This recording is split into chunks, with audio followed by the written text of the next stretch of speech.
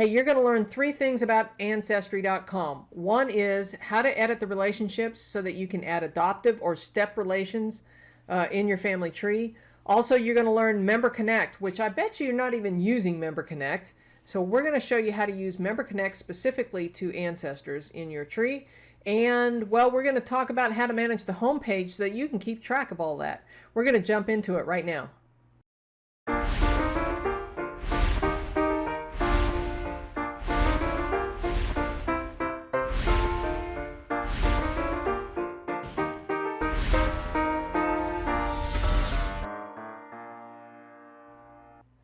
Well, welcome back to another episode on Genealogy TV. If this is your first time here, my name is Connie Knox. I am a lifelong genealogist here to help you go further, faster, and factually with your family research. Now, today is all about Ancestry and 3 things I bet you don't do on Ancestry that you might want to consider doing.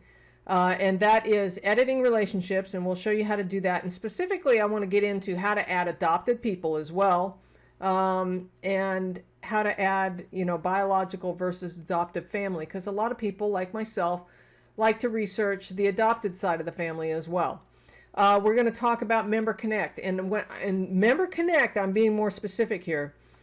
I'm not talking about the message center. I'm not talking about the message boards. I'm talking about how to connect with members who are also researching a specific ancestor in your tree. So if you have a brick wall, you might want to pay attention to this, because there's a way that you can connect with other members who are researching the exact same person. Also, lastly, first, we're going to talk about how to manage the home page, because there's some advantages to that too. And so we're going to jump into that right now. All right, so how many times have you come to the home page and you skip right over it? You go straight to the tree, you go straight to search, you go straight to your DNA results, whatever it is that you're looking to do. So one of the things I want you to do is think about, this is actually a very useful home page in that you can customize it and see only what you want. If there's a bunch of stuff here you don't want, you can get rid of some of it. And so right now I have very limited, for the sake of this demonstration. So I've got some information here about recent activity in my shoebox, but what you can do is come up here to the custom button. I'll show you where that is again. Come up here to the custom button and click on that. And now this gives you a list of things that are available to put down here on your home page so that you can keep an eye on things that are important to you. Okay, so if we want to add something, for example, what's happening at Ancestry, if we want to add that, click on that and we click on Add to your homepage. And if we scroll down, you can see that what's happening at Ancestry has been added. Now, if we want that up at the top or toward the top, we hit this little up arrow and it pops up one widget. So these are just a bunch of widgets, okay? And they're all movable. You can create a to-do list and have that over here. And you can have record collections over here. And I like to build quick links to go straight to some of the things that I like to work on. So if I wanted to add something else, like say I want a search box right at the top, maybe that's important to me. So I click on the search and add it to the home page, and bingo, it's actually at the bottom of the home page. Whoops, where'd it go? Where'd it go? There it is. And so if I want it right at the top, I can just keep moving it up to the top there. If I want to get rid of it, I can hit this. For example, let's say I don't need this. I can hit the trash can and it's gone. And so that's a quick tip on how to use the home page. Same goes on the right-hand column. You can move these up and down if you wish. Okay, so now we're going to talk about Member Connect and how to connect specifically to an ancestor that you're working on. In this case, I'm working on Reuben W. Koss, who is my second great-grandfather. And, well, one of the things that I really wanted to point out here is that if you click on this area right here, and so I'm not talking about the message boards. I'm not talking about your inbox and how to connect through DNA. I'm talking about Member Connect. And so if you click on Member Connect, you can see 3 tabs at the top: recent activity, connections, which I already have 10 connections for this ancestor, and suggested connections. There are 12 other people that might be working on this that are Ancestry members that you can collaborate with. And so in this case, I'm going to go take a look at the connections I already have. Okay, here I have some people that I've already either been in contact with or just added to my connections list because they are working on the same people. And as you can see, this person has recently done something different. They have different information than I have. That could be a good clue for me, right? I'm going to scroll on down and take a look at another one. Here we have a gentleman who has other information as well. So they're pulling that from the 1900 census. So that's something I might want to take a look at. So let's go back to the top. So in this case, I have 10 connections in this tab, and the list goes on. Suggested connections. Here are other people that are working likely on the same person, and they have different information as well, and I can connect with them simply by hitting the connect button. And now that person has been added. Now I have 11 member connections to this Reuben W. Koss. This is specific to this ancestor. And I can continue to look through all of the remaining possible connections to see if they have information that would be helpful to me. That doesn't mean that I've emailed them.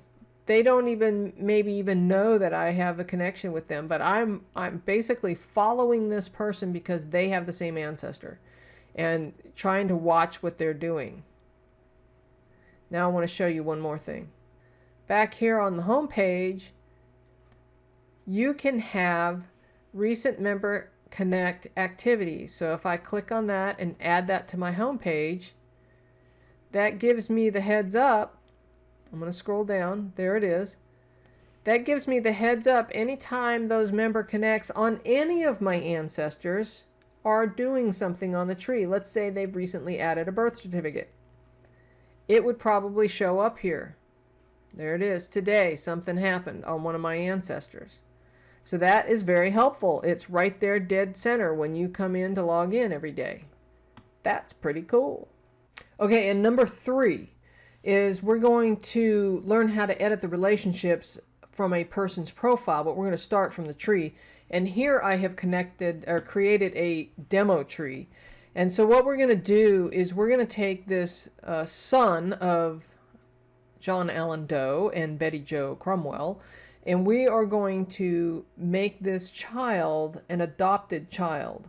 Okay, so what we do is we go into the profile and we go up to the edit and we edit relationships. And now instead of having biological parents, we're going to change this to adopted parents. Now you could also change this to something like a stepchild, a foster. It says related. I'm not exactly sure why you would use that, but maybe. A guardian, that would be a good one. And you've got choices here. So these are fairly new. So we could change these to say both of these parents are adopted. And while you're here, you could actually add a spouse or you could add a child. Now you can type the person's name. Okay. No matches found. That's because, you know, Ancestry is going to pre-populate that field with anything you already have in your tree to help prevent you from having duplicate people in your tree. Okay, so we're going to have to add her name because she wasn't in there. And we're not going to add any more information just for the sake of this demonstration. So then we hit save. And now she's added in there as well. Okay, so let's say for a moment that we want to add a stepchild. Let's pretend for a moment that this Susan brought with her to the marriage from a previous marriage a child. And so we're going to add a child.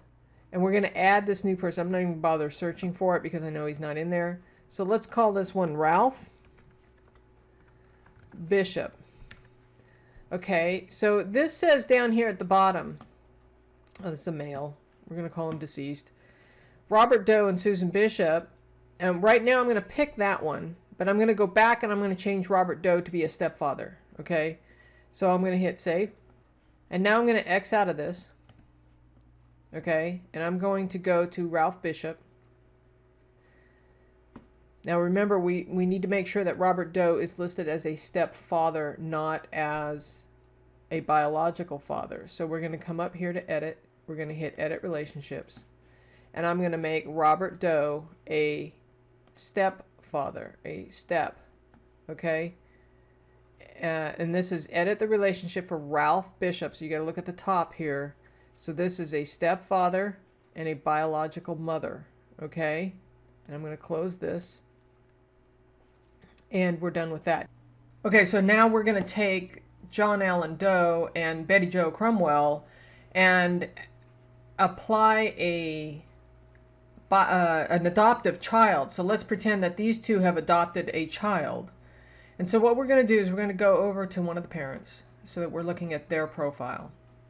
Okay, so John Allen Doe and his wife, Betty Jo Cromwell, let's pretend for a moment that they have adopted a daughter named Susan.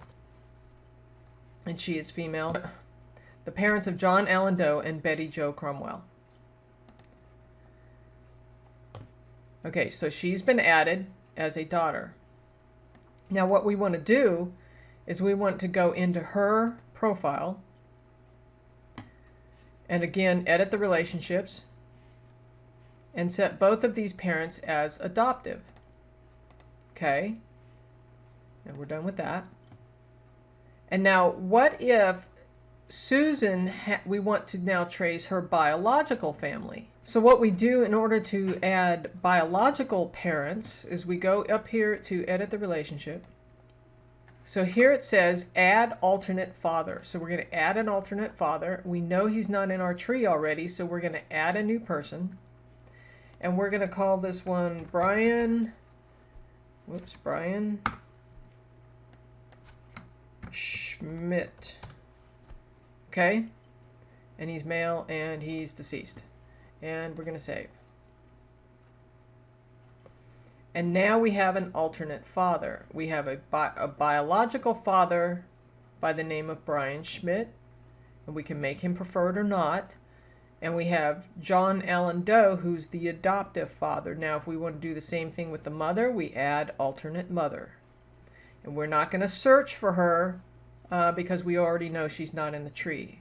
So let's pretend her name is Colleen, whoops, Davis, and she's deceased.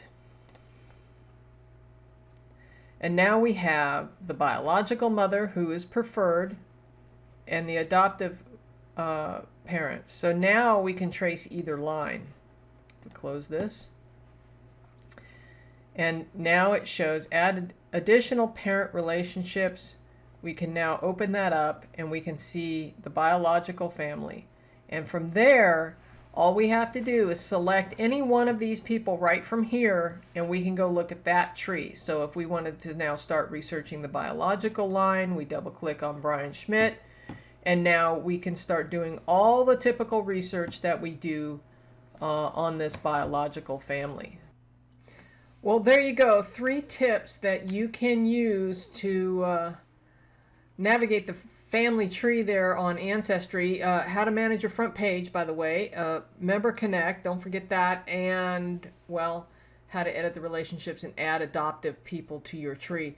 I hope that was helpful. If so, give me a thumbs up. And don't forget to subscribe and ring the bell so that you get notified each time we upload a video. Genealogy TV has a newsletter. Don't forget about that. And a website at genealogytv.org.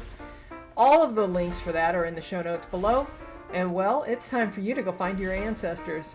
So until next time, keep on climbing your family tree.